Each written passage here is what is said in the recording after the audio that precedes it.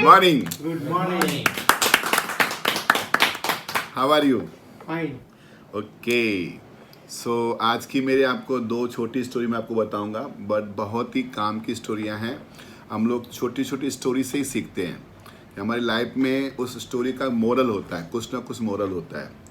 तो आज की जो स्टोरी है, एक को पकड़ो।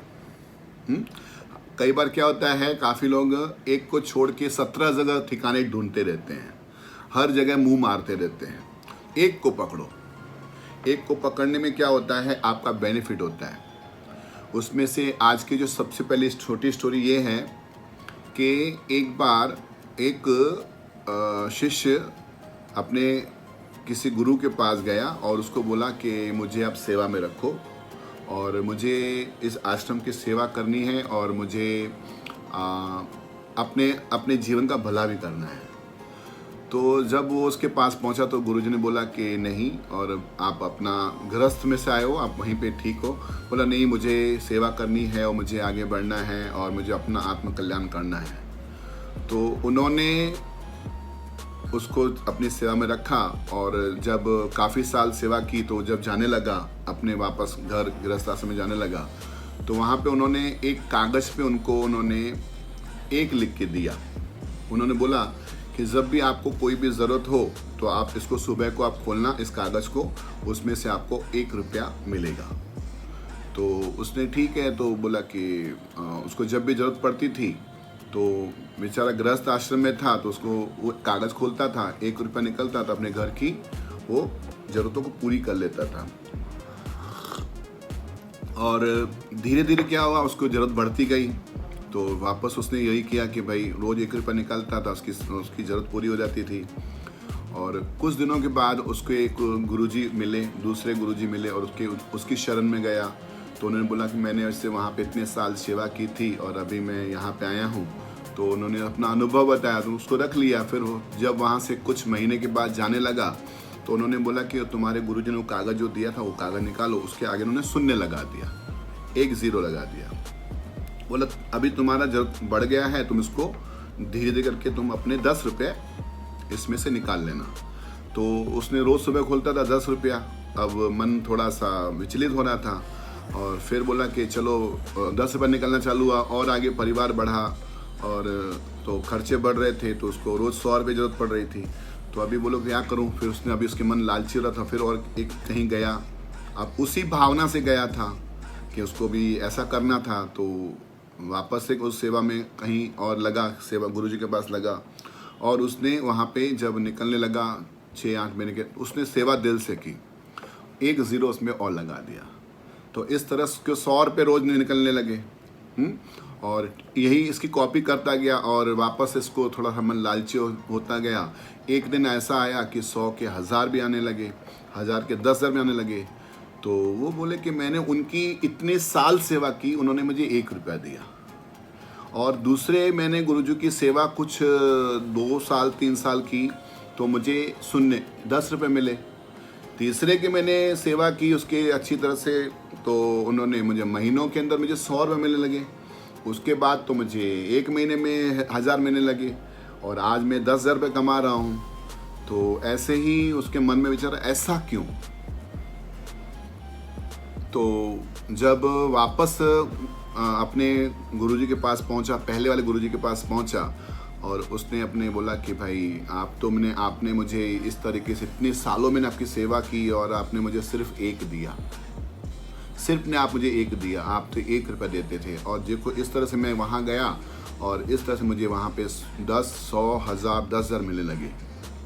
उसे बोला ठीक है, आपको ऐसा लगता है मैंने आपके साथ कुछ सही नहीं किया है तो आप वो पेपर निकालो। उन्होंने निकाला, पेपर निकाल के दिखाया, उसके ऊपर उन्होंने एक अपना जो था उसको काट दिया, एक काट करके पेपर उसको रिटर्न दे दिया। ठीक है, आपने मेरी सेवा की, आप भूल जाओ और आपको मैं आशीर्वाद देता हूँ, बस ऐसे करके भेज दिया। अब वो सुबह को जब उठा तो उससे पेपर खोला तो उसमें से सब 0 0, एक कुछ निकले ही नहीं। वापस से दौड़ता दौड़ता वहाँ गया, आपने ये एक काट दिया, अभी तुम्हें कुछ नहीं मिल रहा है। तो उसने उसको समझाया कि आपने 1 को पकड़ा था इसलिए पीछे 0 आपके 10 और 100 और 1000 और 10,000 होते गए। ठीक इसी तरह आप एक ईश्वर की शरण लो, एक परमात्मा की शरण लो। बाकी की दुनिया की जितनी भी सुविधाएं हैं, सुख सुविधाएं हैं, पैसा है, माया है, उसके पीछे जीरो जीरो जुड़ते जाएंगे। जो एक है वो भगवान के नाम के बराबर है। आप उस एक को पकड़ो तो पीछे सारी चीज़ें जीरो जीरो ही हैं। आप उनको भुला देते हो, हम परमात्मा को भुला देते हैं और उस माया की वस्तुओं के पीछे भागते हैं, उन चीज़ों के पीछे भागते हैं। तो एक को भुला दिया तो वो हाथ में आती नहीं है। आपने उस एक को पकड़ लिया तो ठीक उससे शून्य की तरह जीरो जीरो जुड़ते जुड़ते आपके पास सारी चीज़ें आपके पास आएंगी। एक कहानी ये है। और एक का कहने का मतलब है, और आप अपनी बिजनेस लाइफ में भी, अपनी फैमिली लाइफ में भी, तो आप इस चीज़ को फॉलो करेंगे तो आपको बहुत बेनिफिट होगा। दूसरी स्टोरी से हमें मोरल क्या मिलता है, ये जितनी भी स्टोरियाँ हमको मोरल सिखाती हैं, छोटी छोटी स्टोरियाँ। तो एक स्टोरी में क्या मोरल आता है कि एक जगह एक आश्रम बन रहा था और वहाँ से कोई हमारे जैसा पहुंचा और बोला कि मुझे सेवा करनी है। तो उन्होंने बोला कि यहाँ पे इस आश्रम में बहुत ही पानी की तकलीफ़ है। तो वहाँ के गुरुजी ने कहा कि आप सुबह को आ जाना। और उसके पहले उसने एक सवाल किया था उस गुरुजी को कि भाई मैं राम को भजता हूँ, मैं कृष्ण को भजता हूँ, मैं शिव को भजता हूँ, मैं हनुमान चालीसा पढ़ता हूँ, ये सब मैं करता हूँ, पर मुझे जो मन की वो शांति चाहिए वो मुझे अभी तक नहीं मिली है। तो ऐसा क्या करूँ जो मुझे मन की शांति मिले? मैं इतने सालों से इन सब की मैं